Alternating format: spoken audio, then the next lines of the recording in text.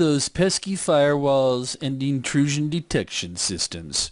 So we're going to go through in this particular module and take a look at how we conduct a pen test on network security parameters to make sure that they can withstand attackers' attempts to bypass them. So when it comes to firewalls, my first experience with a firewall was not computer-based. I was building my own home, and I was putting in my own central vac system. And I cut through a I-beam, what I thought was an I-beam, to run the pipe out to the garage so that the main central vac system could be there. And when the inspector came out, he said, you cut through the firewall. And of course I was like, no, that's not a computer, that's a I-beam. And he told me that actually the firewall is a way of protecting the home from a fire from within the garage. It's to slow it down. And what I'd done is obviously I'd made a hole in the firewall. So for whatever reason, he had me put a metal sleeve over the PVC pipe through that section of the I-beam.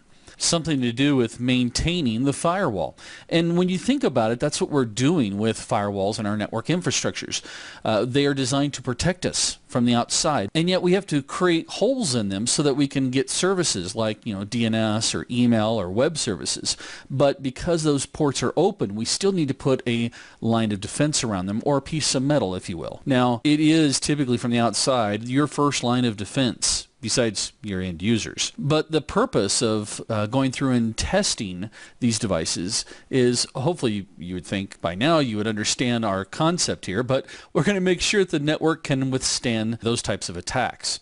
We'll also try to simulate various types of attacks. You got to be really careful about doing the pen test on the firewall and IDS systems because the fact that obviously it's a live environment, you don't want to take it completely down. My goal here is to see if I can get around it. And I'm going to do that again by just trying all different types of attacks on these different devices. And of course the other reason why we do this is to check the firewall and the IDS policies that they have in place to make sure that they're locked down as tightly as possible while still providing some functionality, right? Because, I could just lock it down so tight that you can't be productive at all. And of course, obviously, we're looking for any type of potential breaches and looking at what can be seen by the attacker if they are able to get past these devices.